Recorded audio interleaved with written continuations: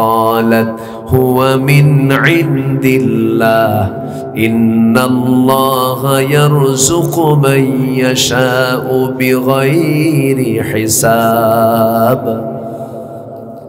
ও আমার খালু আমি এগুলো আল্লাহর পক্ষ থেকে পেয়েছি আল্লাহ তাআলা জান্নাত থেকে আমার জন্য খাবারগুলো পাঠিয়ে দিয়েছেন আর আল্লাহ যদি কাউকে রিজিক দেন তাকে বেহিসাবি রিজিক দেন আল্লাহ যাকে দেন তাকে দিতে আল্লাহর কোনো বাধা আসে না বেহিসাবি রিজিক দিয়ে দেন বুদ্ধি থাকলেই কিন্তু রিজিক হয় না দেখবেন গ্রামের মধ্যে কিছু চরম বুদ্ধিওয়ালা মানুষ বুদ্ধি শুধু গিজ করে কিন্তু ভাত পায় না আছে না নাই খুব বুদ্ধি খালি পেঁচ লাগায় পেঁচ লাগানো কিছু লোক আছে না খুব বুদ্ধি কিন্তু ভাত পায় না আবার দেখবেন হাবা গোবা মানুষ হাবা গোবা পর্যন্ত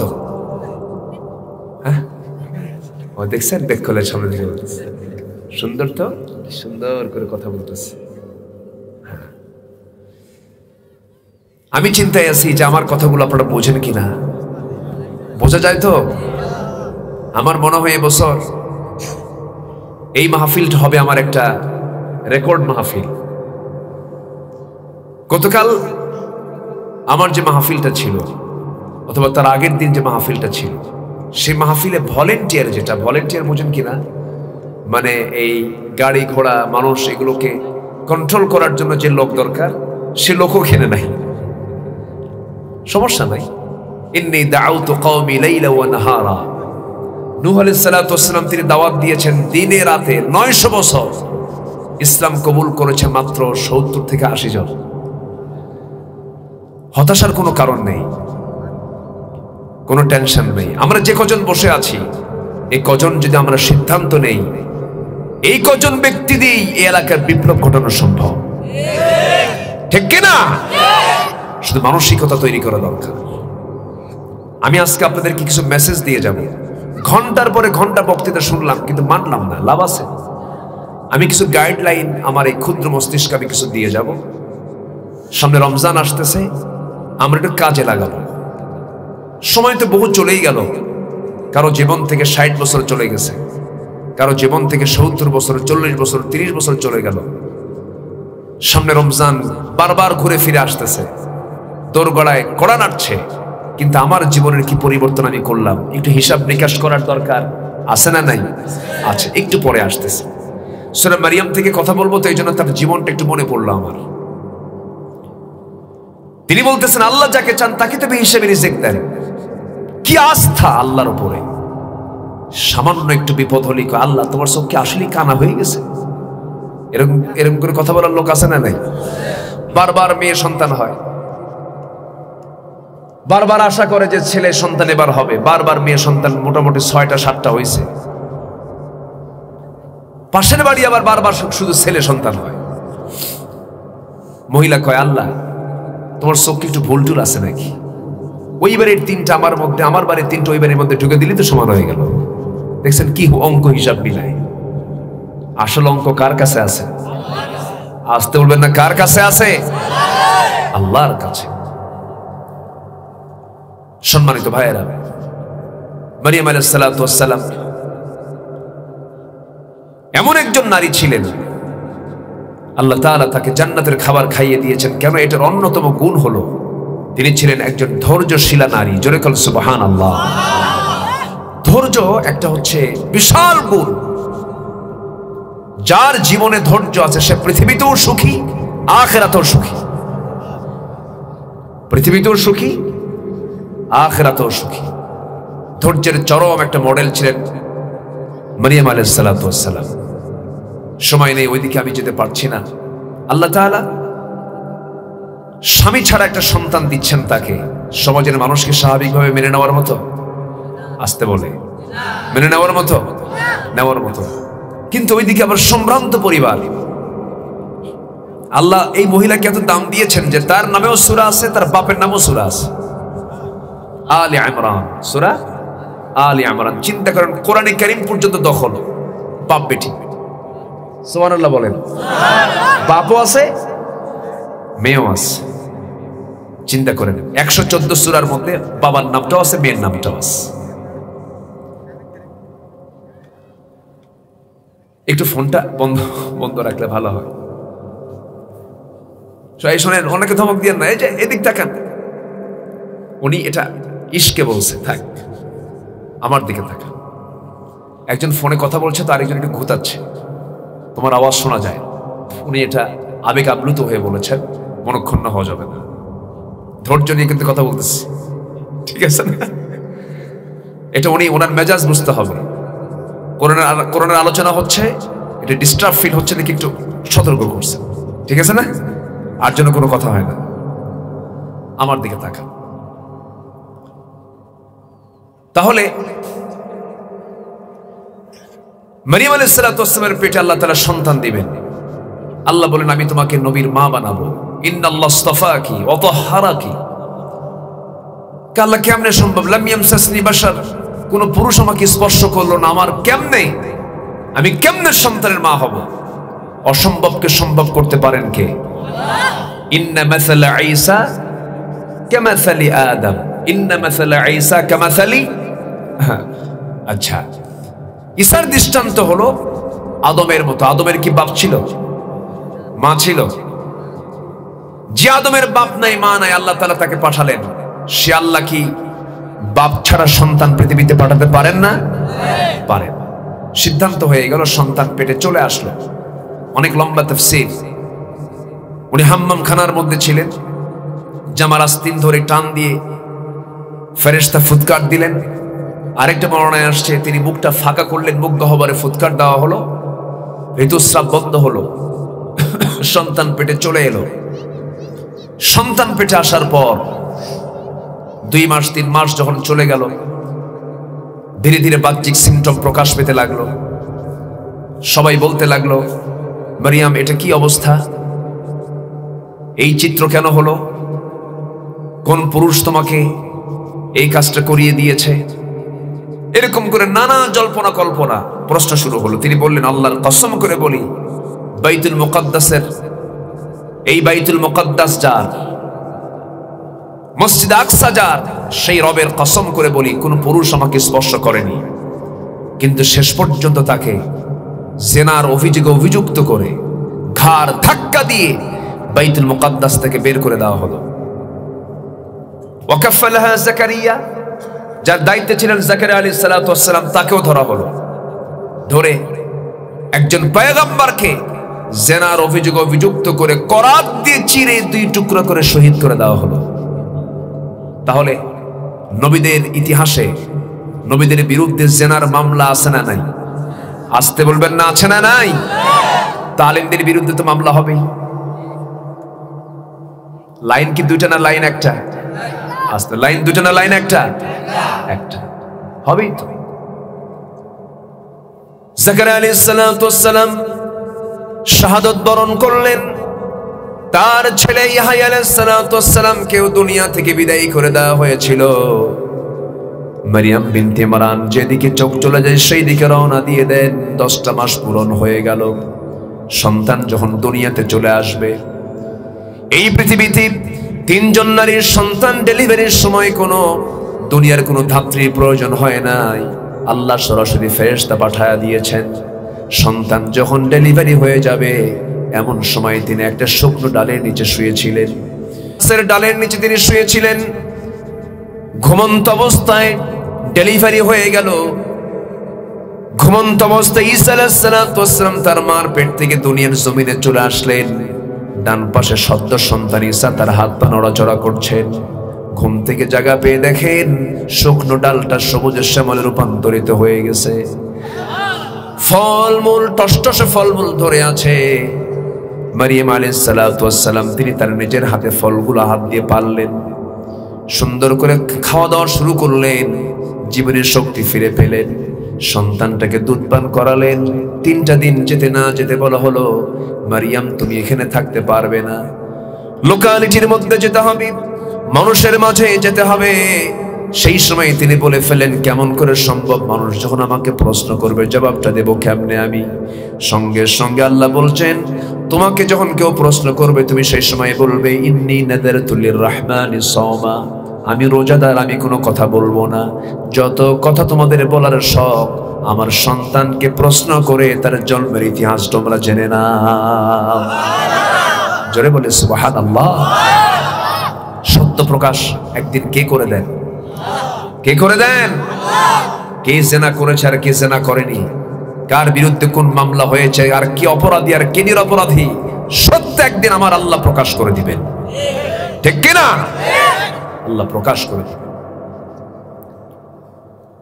আমার ভাইরা, মানুষের মাঝে যখন চলে গেলেন, 3টা দিনের বাচ্চা দোলনায় দোল খাচ্ছেন, সবাই যখন প্রশ্ন করছে মারিয়াম এই সন্তানটার বাবার পরিচয় কি, তিনি চুপ করে আছেন। সঙ্গে সঙ্গে একজন নকুচু করে বলছে সন্তানকে লক্ষ্য করে, সন্তান তোর মা বলে তোর সঙ্গে কথা বলতে, তোর পরিচয়টা কি? দোলনা থেকে তিনি আস্তে করে জবাব দিচ্ছেন। ওই 3 দিনের শিশু জবাব দিচ্ছেন, ইন্নী আবদুল্লাহি আতানিয়াল কিতাব ওয়া জাআলানি নাবিয়্যা। আমি হলাম আল্লাহর গোলাম, আল্লাহ আমাকে ইনজিল কিতাব দান করেছেন, আর আমার মা হলেন একজন নবীর মা, আমি হলাম তোমাদের নবী। এমন মহা সত্য 3 দিনের বাচ্চার মুখ থেকে যখন প্রকাশ পেয়ে গেছে, মুজিজা যখন প্রকাশ পেয়ে গেছে, আফসোস করতে সাহারে কি ভুলটা করলাম, জাকারিয়া আলাইহিস সালামকে আমরা মেরে ফেলে দিলাম। এই যে আফসোস করা শুরু করেছে, কিন্তু মাঝখান থেকে সত্য প্রকাশ করে দিয়েছেন আমার কে? কে প্রকাশ করেছেন? আল্লাহ প্রকাশ করেছেন। মারিয়াম হচ্ছে আমাদের জীবনের জন্য একটা সান্ত্বনা, তার থেকে আমাদের শিক্ষা নেবার আছে না নাই? আছে না নাই? যদি আমি তার জীবন থেকে কোনো কথা বলতে চাইনি, নামটা যখন এসে গেল একটু বলেই ফেললাম। যে মূল কথার দিকে আমি যেতে চাচ্ছি, যে কিতাবটি নিয়ে আজকে আমরা বসে আছি, এই কিতাব যদি নাজিল না হতো, মাহফিল হতো নাকি? মাহফিল হতো না। আমরা আল্লাহকে চিনতাম না, দিন বুঝতাম না, দুনিয়ার কোনো কিছু বুঝতাম না। আমরা সব কিছু বুঝ নিয়েছি আমরা কোরআন থেকে। সমস্ত কিছুর মূল হলো কোরআন, মাদার হলো কোরআন, মূল বিষয়টা হচ্ছে কোরআন। কোরআন থেকে সমস্ত জ্ঞান বিজ্ঞানের শাখা প্রশাখা।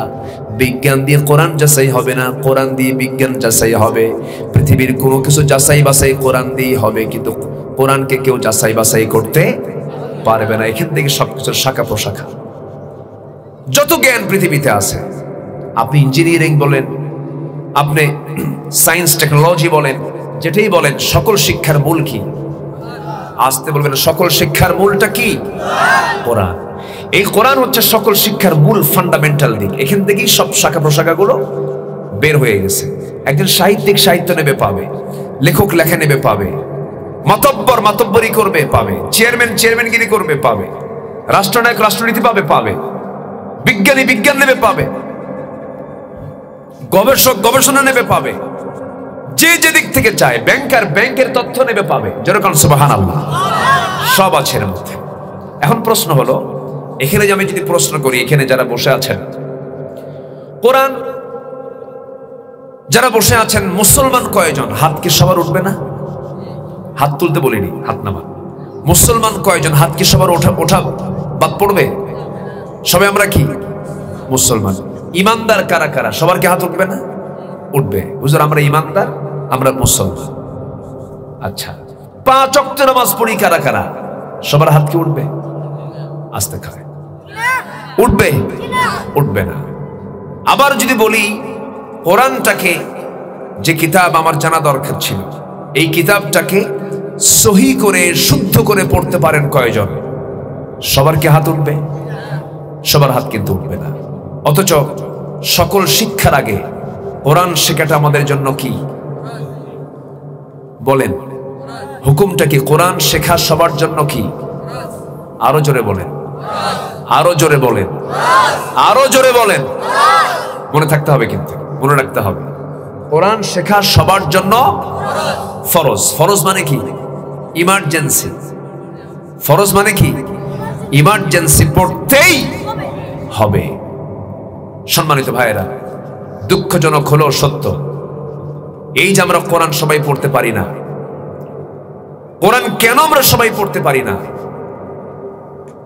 কেন পারি না? এই প্রশ্ন যদি করি, এই দোষটা দিবেন কাকে? বলেন, এই দোষটা কার? একটু জবাব দেন, একটু বলি। একটু প্রশ্ন করছে, রাগ করতেছেন নাকি আপনারা? বলেন, আমরা যে কোরআনটা পড়তে পারি না, দোষটা এক নাম্বার কার?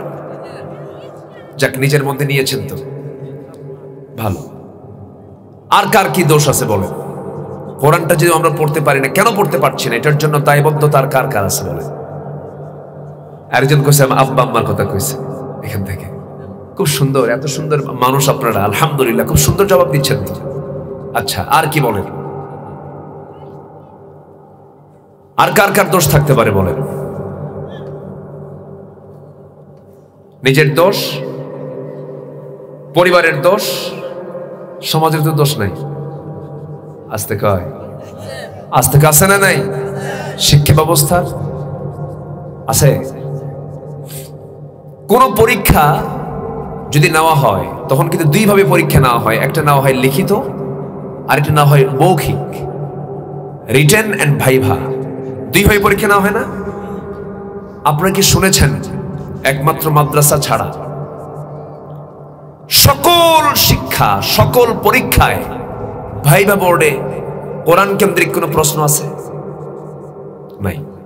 যদি এরকম কন্ডিশন হতো, যারা মুসলিম পরিবারের সন্তান তাদের প্রত্যেককেই যে কোনো পরীক্ষায় ভাইভা বোর্ডে কোরআন থেকে এক পৃষ্ঠা তার তেলাওয়াত শোনা হবে। যদি এমন কন্ডিশন করে দেওয়া হতো, এই দেশের কোন মুসলমানের কি তেলাওয়াত সহি থাকা বাদ থাকতো? আসতে বলবেন না, বাদ থাকতো? তা কি আছে? আসতে বলে তা কি আছে? তা তো নাই। বরং চাবার শিক্ষার সংস্কার করিতে যাইয়া ক্লাসের মধ্যে বানর ঢুকিয়ে দিয়েছে। কি ঢুকিয়ে দিয়েছে? বানর। মানুষটাকে আগে বানর ছিল। সম্মানিত ভাইয়েরা, বানরের বংশধরদের কাছ থেকে আদম সন্তানদের শিক্ষা নেবার কিছু নাই। আসতে বলবেন না, জোরে বলুন ঠিক কিনা? আমরা সব আদম সন্তান। আমরা কি সন্তান? আদম সন্তান। এজন্য আমি সবার কাছে উদাত্ত আহ্বান জানাবো, এটা শাবান মাস চলছে, সামনে হলো রমজান আসতেছে। কোরআন আল্লাহ তাআলা নাজিল করেছেন রমজান মাসে। এই রমজান মাসের বরকতে আমরা ধন্য যদি হতে চাই, আমরা একটা সিদ্ধান্ত নেব আজকের থেকে মানসিকভাবে প্রস্তুতি নিয়ে, আল্লাহুম্মা বারিক লানা ফি রজব ওয়া শাবান ওয়া বাল্লিগনা রমাদান, এই দোয়াটা পড়তে পড়তে আমরা সিদ্ধান্ত নেব আগামী রমজান মাসের মধ্যে আমাকে এনিওয়ে কোরআন শিখতেই হবে। কি সিদ্ধান্ত কি নেওয়া যায়? ভালো করে চিন্তা করবেন। আধা মিনিট সময়ও দিলাম, একটু চিন্তা করেন। কোরআন কি আগামী 2 মাসে যদি টার্গেট করা হয়, শেখা কি অসম্ভব না সম্ভব? আমার এই হাতে দীর্ঘ 25-24 বছরে, আমার এই হাতে গতকালকে তো প্রায় 9 জন কি 10 জন হাফেজের দস্তার বান্ধে দিলাম, মাথায় পাগড়ি পরায় দিলাম। হাজার হাজার হাফেজের মাথায় দস্তার বান্ধি দিয়েছি। এর মধ্যে একটা স্মৃতি আমার মনে পড়ে, মাত্র 4 বছর বয়স 30 পারা কোরআন তার সিনার মধ্যে তোলা। এখন বলেন, আপনি যদি বলেন আমি পড়তে পারি না, এটা কি আল্লাহ মানবেন? 4 বছর মুখস্থ করে নাই? করেছে। কোরআন তো শেখা সুন্নত কোনো বিষয় নয়, অতিরিক্ত কোনো বিষয় নয়। কোরআন শেখা হলো ফরজ। নামাজ পড়তে কি লাগে? কোরআন লাগে।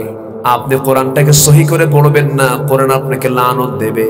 কোরআন আপনি সহি করে পড়বেন না, নামাজ আপনার সহি হবে না। এই জন্য সবার আগে আমরা কোরআনটা শিখে নেব। বুড়ো চাচার বয়স 60 বছর হয়ে গেছে, 65 বছর হয়ে গেছে। চাচাকে বলি, চাচা কোরআনটা পড়া শিখেন। চাচা বলে, বাবা মুখে আসেই না, চেষ্টা করি, মুখে পড়তেই পারি না। কিন্তু চাচাকে যখন বলা হয়, চাচা নেত্রকোনার পৌরসভার সামনে যে 10% জায়গা আছে আপনার, সেই জায়গার দাগ নাম্বার কত? 83। কি কথা কি বুঝতেছেন? মৌজা নাম্বার মুখস্থ, দাগ নাম্বার মুখস্থ, সিএসআর এর সব মুখস্থ। কিন্তু যখন চাচাকে বলা হয়, চাচা কোরআনটা পড়তে পারেন না কেন? বাবা মুখে আসে না। আবার নেত্রকোনার জজকোর্টের সামনে, জজকোর্টের বারান্দায় সপ্তাহে 2 দিন যায় ফাইল নিয়ে, সকাল বিকাল ঘরে। যখন চাচাকে বলা হয়, চাচা জজকোর্টের বারান্দায় ঘুরতেছেন ফাইল নিয়ে, বুড়া মানুষ কষ্ট হয় নাকি? বাবা 20 বিঘা জমির মামলা চলে, এই মামলার রায় সামনে আসতেছে। মাঝে মাঝে উকিল ভুল করে, উকিল কি বুদ্ধি দিয়ে যায়, উকিল কি বুদ্ধি দেওয়ার জ্ঞানও খুঁজে পায়। চাচা দাগ নাম্বারও খুঁজে পান, কিন্তু জান্নাতের দাগ নাম্বার কোরআন খুঁজে পান না। আমার কথা কি বোঝা যায়?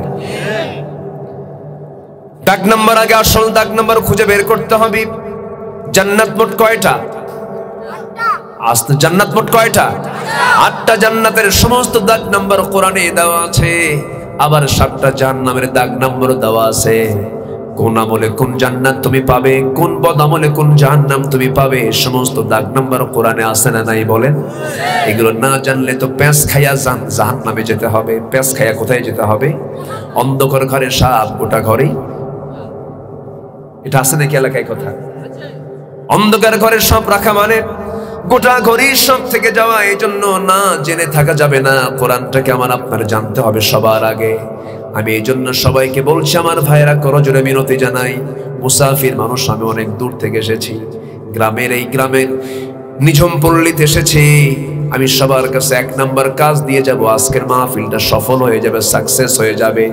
আজকের থেকে সিদ্ধান্ত নেবেন, এই 2টা মাসের মধ্যে যেমন করি হোক কোরআনটাকে আমরা সহি করে পড়বো। জোরে বলি ইনশাআল্লাহ।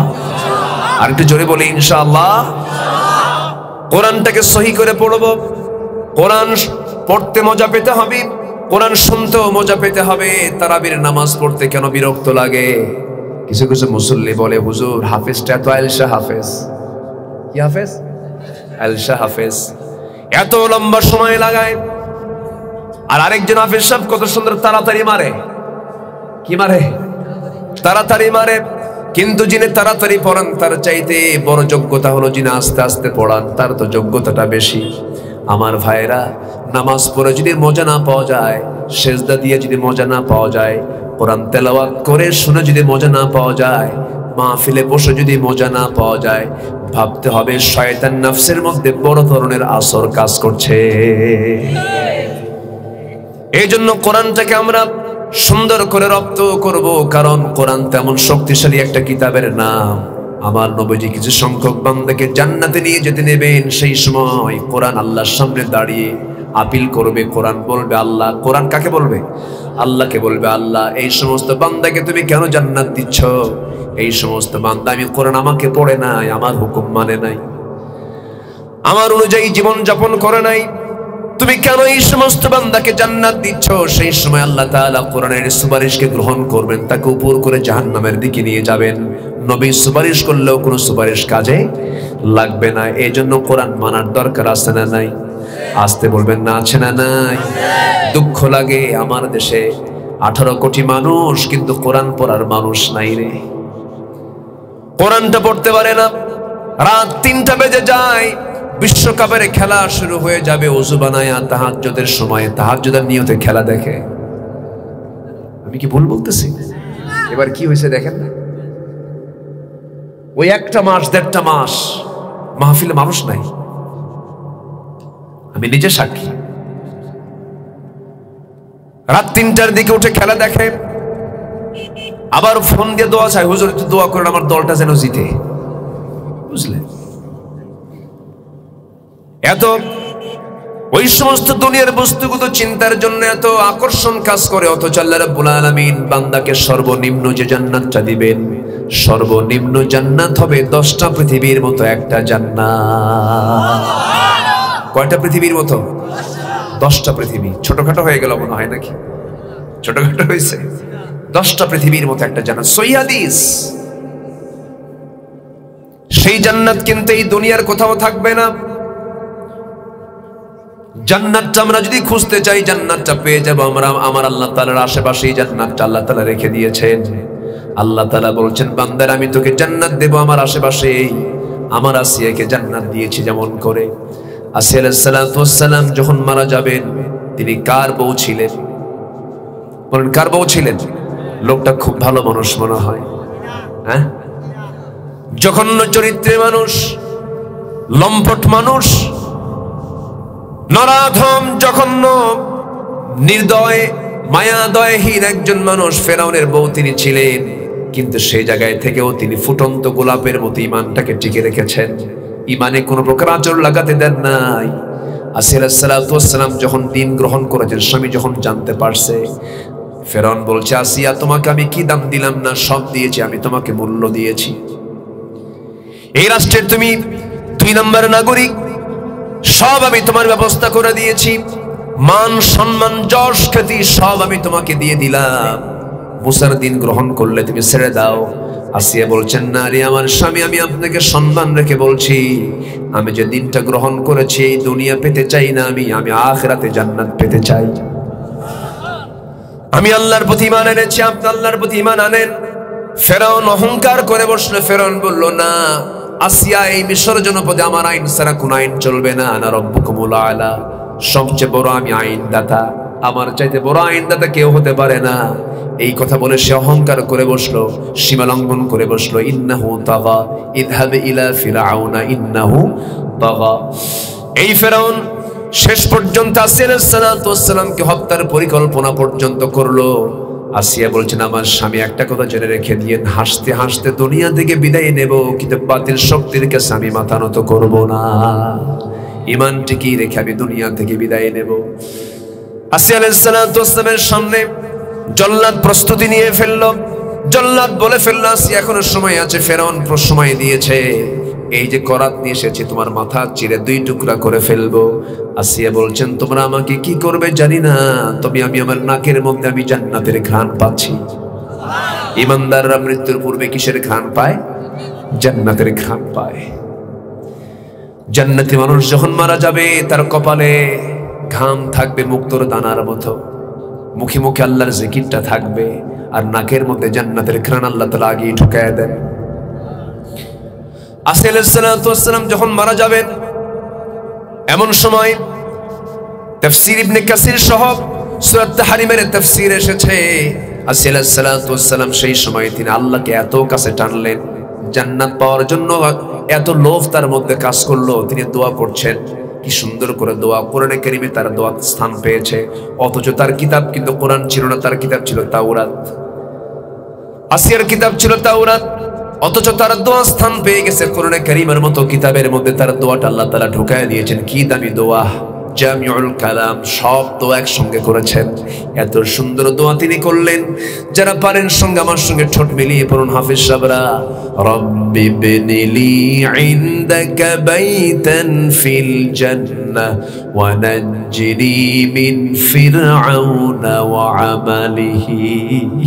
ও আল্লাহ, আমার জন্য বানায় দিবা একটা ঘর। কয়টা ঘর? মানুষকে একটা ঘর চায় নাকি? একটা ঘরতে কিছু হয় নাকি? তিনি চাইছেন কয়টা ঘর?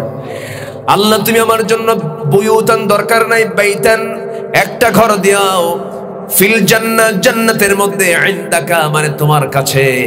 যারা আরবি গ্রামার বোঝেন, আরবি অর্থ যারা বোঝেন, ইনদুন মানে খুব নিকটবর্তীকে বোঝায়। ইনদাকা, হে আল্লাহ আমার জন্য বানায় দিবা, ইনদাকা তোমার কাছে, বাইতান একটা ঘর, ফিল জান্নাহ জান্নাতের মধ্যে।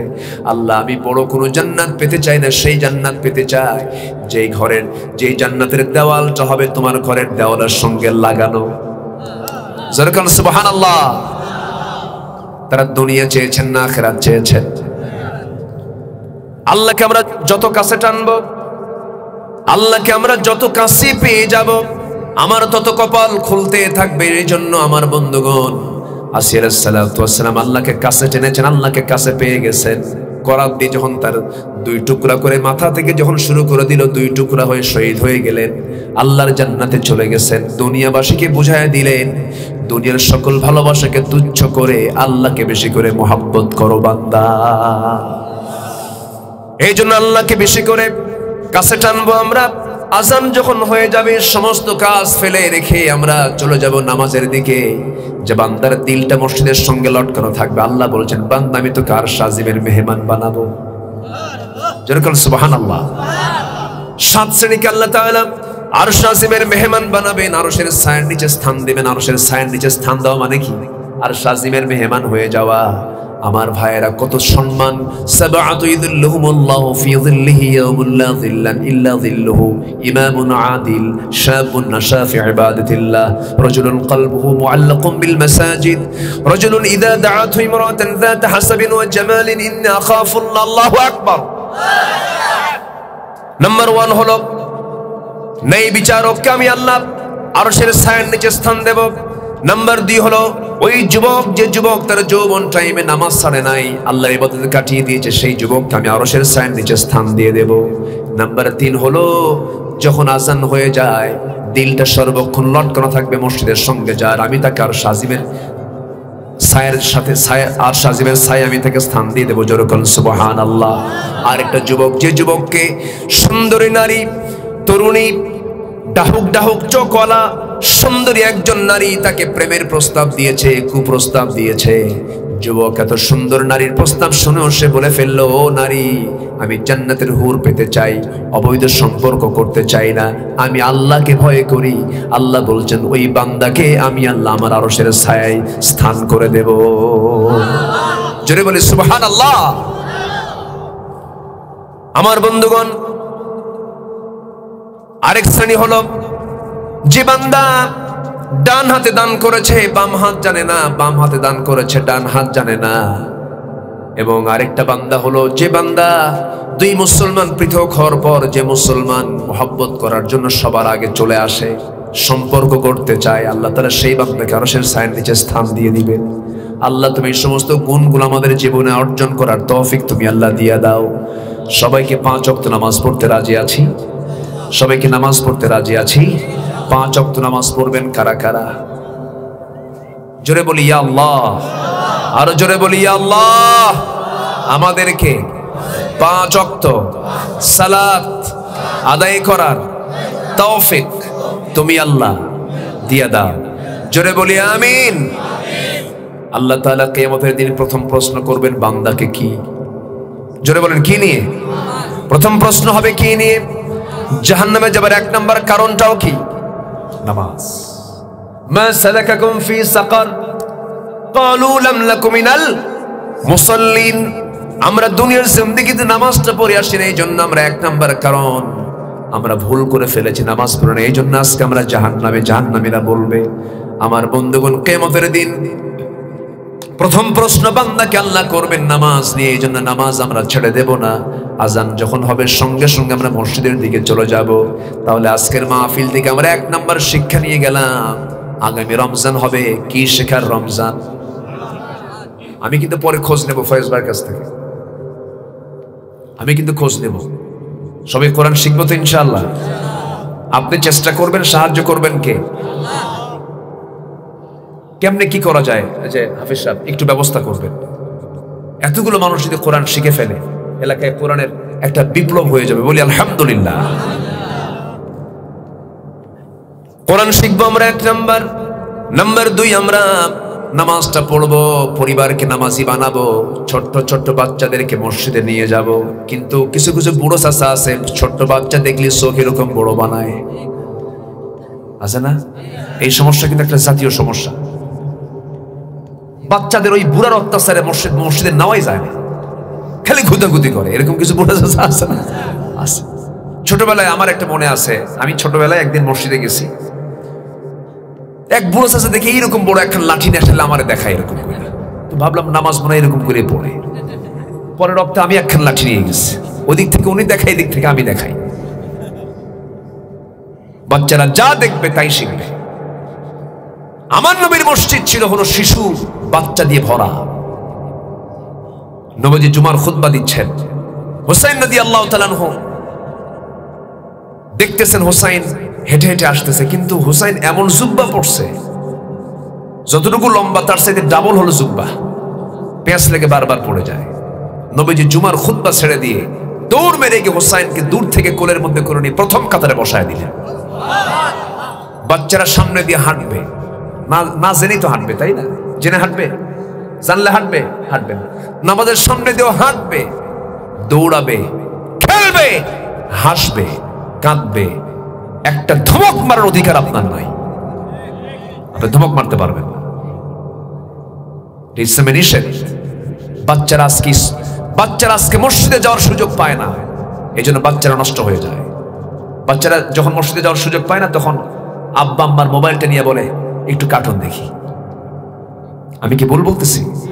বাচ্চার মুখে খাবার তুলে দিতে পারে না মা, সন্তান কন্ডিশন দেয়, আগে গেমস চালু করো, আগে কার্টুন দেখাও, এরপরে খাবো। মোবাইল থেকে বাচ্চাদেরকে দূরে রাখবেন। শুধু শিশু না, আপনার কুমারী মেয়ে, আপনার যুবক ছেলে, তাদেরকেও পরহেজ রাখার চেষ্টা করবেন। মোবাইল তার জন্য ব্যবহার জায়েজ নাই যার ঈমান দুর্বল। যে মোবাইলকে চালাতে পারবে সে পারবে, যাকে মোবাইল চালায় সে মোবাইল ব্যবহার করতে পারবে না। আমার কথা কি বুঝতেছেন? আমার কথা কি বোঝা যায়? খুব গুরুত্বপূর্ণ কথা। কিন্তু আমার মাহফিল ছিল চুয়াডাঙ্গা, ফয়েজ ভাই, চুয়াডাঙ্গা মাহফিল। এশার নামাজ পড়ে খাইতে বসছি। একজন বলতেছে, হুজুর আপনার বাড়ি কোথায়? বললাম আমার অবস্থান তো ঢাকায়, ঢাকায় থাকি, জন্মস্থান হলো বগুড়া। বগুড়া নাম শুনছেন তো? বগুড়া। হুজুর আমার তো মেয়েকে আমি উত্তরবঙ্গে বিয়ে দিছি। কোথায়? ঠাকুরগা। বললাম সেটা তো বগুড়া থেকে আরো 200 মাইল দূরে। এত দূরে আপনার মেয়েকে বিয়ে দিলেন? খুলনার মানুষ চলে গেল ঠাকুরগা। বিয়ের ঘটক কে? হুজুর মোবাইল। কি ঘটক? মোবাইল। এখন কথা হলো, যদি কোনো বাবা তার মেয়েকে বিয়ে দিতে না পারেন, আমি আমার মেয়েকে বিয়ে দিতে পারতেছি না, তাহলে একটা করে মোবাইল কিনে দিয়ে। কি কথা কি বোঝা গেল?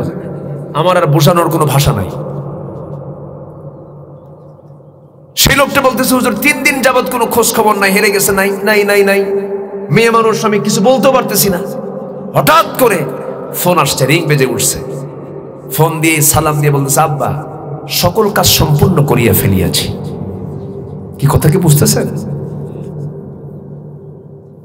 কোনো চিন্তা করতে হবে না বাবা, বিয়ে শাদী সব ওকে হয়ে গেছে, তোমার দাওয়াত। তাহলে বাপ কিসের জন্য বসে আছে? দাওয়াতের জন্য বসে আছে। এগুলো কন্ট্রোল করতে হবে। পরিবারকে নামাজি বানাতে হবে। শিশু বাচ্চাদের সাথে নিয়ে মসজিদে চলে যাবেন, আল্লাহ বরকত দিবেন। আলহামদুলিল্লাহ বলেন। আমার নবীজি সেজদার মধ্যে পড়ে আছেন মসজিদে নববীতে, সেজদার মধ্যে। ছোট্ট হুসাইন দৌড় মেরে সে নবীর ঘাড়ের উপরে বসে গেছে। কিসের উপরে? ঘাড়ের উপরে। রাসূল কি খেপছেন? ঘাড়ের উপরে বসে চুপ করে বসে আছি। আমার নবীজি সেজদার মধ্যে তিনি তাসবিহ পড়তেছেন। তাসবিহ পড়তে পড়তে স্বেচ্ছায় যখন হুসাইন উঠে দাঁড়াইছেন, নবীজি সালাম ফিরে নামাজ যখন শেষ করলেন, বলছেন, হুসাইন আজকে তুমি আমার খুব উপকার করেছো। কেন? তুমি আমার ঘাড়ে বসেছিলে যতক্ষণ, আমার তাসবিহর পরিমাণ তার চাইতে বেশি হয়ে গেছে। নবীজি বাচ্চাদেরকে কি প্রাধান্য দিয়েছেন? আমার নবীজি মসজিদে নবীর মধ্যে বসা, বাবে জিবরাইল আলাইহিস সালাম নবীর সামনে আস্তে করে বসে পড়লেন। তিনি তো সুশ্রী সুন্দর চেহারা ধারণ করে নিয়ে আসতেন, কালো কালো কেশ, সুন্দর পরিচ্ছন্ন পোশাক পরে নবীর সামনে এসে বসতেন। জিবরাইল আমিনকে রাসূল রিসিভ করলেন, কিন্তু কোলে হোসেন বসা। রাসূল বলছেন, না না, এই লোকটা মাঝে মাঝে আমাদের কাছে আসে, তুমি তাকে চেনো নাকি? এবার তিনি বলছেন, না না, মাঝে মাঝে দেখি ইনি আপনাকে কি যেন বলে যান, কি যেন দেখে যান, কিন্তু সব সাহাবী এক ধরন, এই সাহাবী ভিন্ন ধরন। কেউ আপনার কাছে খালি হাতে আসে না। খেজুর, আঙ্গুর, বেদানা, গোশত অনেক কিছু নিয়ে আসে, উপকার হয় সাহাবীদের। কিন্তু এই লোকটা মাঝে মাঝে আসে, খালি হাতে আসে, একটু কৃপণ কৃপণ মনে হয়। বাচ্চাদের নজর থাকে মেহমানের কিসের দিকে? কিসের দিকে? হাতের দিকে। মেহমানটা হাতে কি নিয়ে আসলো? এই জন্য কোথাও গেলে খালি হাতে না ভরা হাতে? ভরা হাতে যাওয়া সুন্নাহ। আমার নবীজি মুস্কি মুস্কি হাসি মারছেন আর জিবরাইলকে চোখের ভাষায় বলছেন, জিবরাইল, আমার আচ্ছা নাতির কবলে আপনি আজকে পড়ে গেছেন। আমার নাতি আমারে ছাড়ে না, ও কাউকে ছাড়ে না। ইতিমধ্যে আল্লাহ বলছেন, ও জিবরাইল, পকেটের মধ্যে হাত দিয়ে দেখো, আমার প্রিয় দোস্তের প্রিয় নাতি হুসাইন যখন সব করিয়ে ফেলেছে, তোমার পকেট থেকে কিছু খসাবে। পকেটের মধ্যে হাত দিয়ে দেখো, কিছু আঙ্গুরের ছড়া তোমার পকেটের মধ্যে আছে। আঙ্গুরের ছড়া তিনি পকেট থেকে বের করলেন, সামনে ঝুলায় রাখলেন। রাসূল বলছেন, নানা, কে বলছে? তোমার কৃপণ সাহাবী, দেখো কত সুন্দর টসটস আঙ্গুর নিয়ে এসেছে। এবার বলছে, নানা, এতক্ষণ ভাবছিলাম সাধারণ কৃপণ, এখন দেখি মারাত্মক কৃপণ। পকেট আঙ্গুর, তুই আঙ্গুর বের করে না। সুবহানাল্লাহ বলবেন না? আমার নবীজি খুব মজার মানুষ ছিলেন। ওহীর কার্যক্রম বন্ধ হয়ে আছে, শিশুর সঙ্গে ঘন্টার পর ঘন্টা কথা বলতেছেন। মা এসে মাঝে মাঝে বলতেন, আমার কাছে মনে হতো আমি নবীর বউ ছিলাম, কিন্তু আমার চাইতে রাসূল হুসাইনকে, তার নাতিকে বেশি সময় দিতেন। বৃদ্ধ চাচা যারা আছেন, নানা যারা হয়েছেন, দাদা যারা হয়েছেন, তাদের জন্য মডেল মুহাম্মদ সাল্লাল্লাহু আলাইহি ওয়াসাল্লাম। কিছু কিছু নানা আছে এত রাগ, টোকামাল্লি বারুদের মতো জ্বলে, এমন কিছু নানা দাদা আছে না নাই? নাতি কাছে যেতেই পারে না, খালি সর সর, আছে না নাই? নাতিয়ে মনে মনে কই বুড়া মরবি কোনদিন, কুলখানি খাবো। আমার নবীজি মিশে মিশে কথা বলতেন। নবীজি ছোট্ট ছোট্ট বাচ্চাদের নিয়ে আসর বসাতেন। ছোট্ট ছোট্ট বাচ্চারা খেলাধুলা ছেড়ে দিয়ে আমার নবীর সঙ্গে খেলতো, খুব মজা করতেন।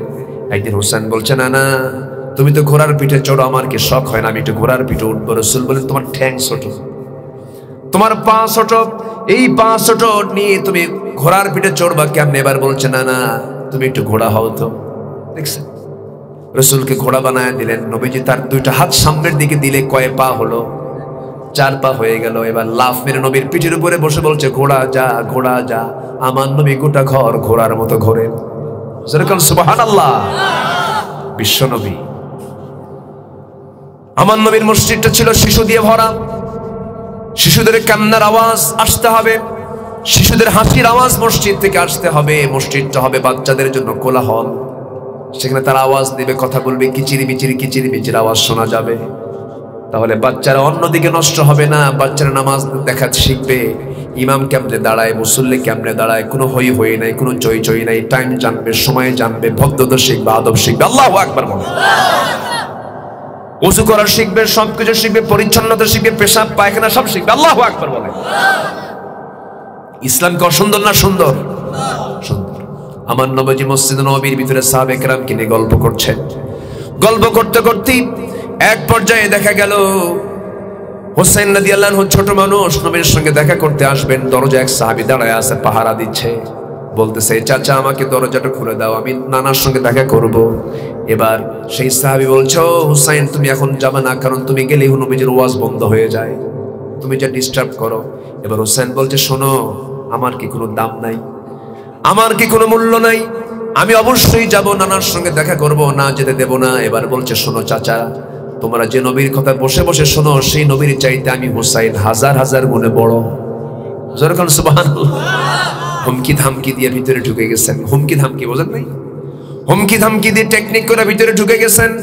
নবীর সামনে দাঁড়ানো হুসাইন। রাসূল বলছে, না না তোমার মনটা খারাপ দেখছি, তোমার মুখে হাসি নাই কেন? না না মুখে হাসি থাকবে কেমনে? তোমার সাহাবীরা আমাকে আসতে দেয় না, আমার কি কোনো মূল্য নাই নাকি? কি অবশ্যই মূল্য আছে। না না আমি তোমার চাইতে বড়। রাসূল বলছে, তুই আমার চাইতে কেমনে বড়? না না তোর মোষ নাই, দাড়ি নাই, আমার মোষ আছে, দাড়ি আছে। তোর চাইতে বয়স আমি বড়, তুই আমার চাইতে বয়স, তুই আমার চাইতে বড় হলি কেমনে? এবার হোসেন বলছে, না না কেমনে বড় বুঝাই দেব, 3টা প্রশ্ন করব। প্রশ্ন কি কি বলো? না না বলছে, না না প্রশ্নগুলো করব, উত্তরগুলো তুমি দিবা। তবে প্রশ্ন উত্তর পর্ব শুরু হতে হলে শর্ত হলো সব সাহাবীকে ডাকো, এরপরে বুঝাই দেবে। যেরকম সুবহানাল্লাহ। সব সাহাবীকে ডেকে নিলেন। এরপরে হোসেন রাদিয়াল্লাহু তাআলা ওর সামনে দাঁড়ায় বলছে, না না সব সাহাবীকে সাক্ষী রেখে তোমাকে বলতে হবে একটা কথা। তুমি বলো তো, আমি তোমার সঙ্গে যখন নীরবে দুজন মিলে গল্প করি, আমি তোমার কোন জায়গায় বসে বসে গল্প করি? নবীজি বলছেন, আমার বুক, আমার বুকের উপর তুই বসে বসে গল্প করিস। এবারে বলছে, না না তুমি শুয়ে পড়ো। শুয়ে পড়লেন। লাফ মেরে গিয়ে নবীর বুকের উপরে চললেন হুসাইন। যেরকম সুবহানাল্লাহ। সাহাবীরা দৃশ্যগুলো দেখছে, কি সম্মান! আল্লাহু আকবার বলেন। বিশ্ব নবীর বুকের উপরে বসে আছে হুসাইন। এবার বলছে, না না 3টা প্রশ্ন করব। নাম্বার 1, না না বলো তো তোমার আব্বার নামটা কি? রাসূল বলছেন, আব্দুল্লাহ। বাড়ি কোথায়? মক্কায়। কোন বংশ? কুরাইশ বংশ। না না তোমার আব্বার নাম আর কিছু আছে নাকি? তেমন তো জানা নাই, কিন্তু তুমি তো নিঃসন্দেহে জানো আমার বাবার পরিচয়টা কি। বংশ কুরাইশ, মক্কার মানুষ, তাও ঠিক আছে, কিন্তু আমার আব্বার আরেকটা গুণ হলো আল্লাহ তাআলা যাকে আসাদুল্লাহিল গালিব করে পাঠিয়েছেন, দুনিয়ার সমস্ত কাফের বেঈমানদের জন্য যাকে সিংহ করে পাঠিয়েছেন, তিনি আমার গর্বিত পিতা, আমার আলী। আমার পিতা আলীকে এক পাল্লায় দাও, তোমার পিতা আব্দুল্লাহকে এক পাল্লায় দাও। আল্লাহর কসম আমার বাবার ওজনটাই ভারী হয়ে যাবে। নাম্বার 2, নানা বলো তো তোমার মার নামটা কি? আমেনা।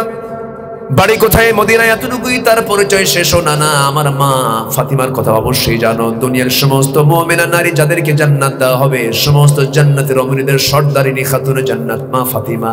এক পাল্লায় দাও, তোমার মা আমেনাকে এক পাল্লায় দাও।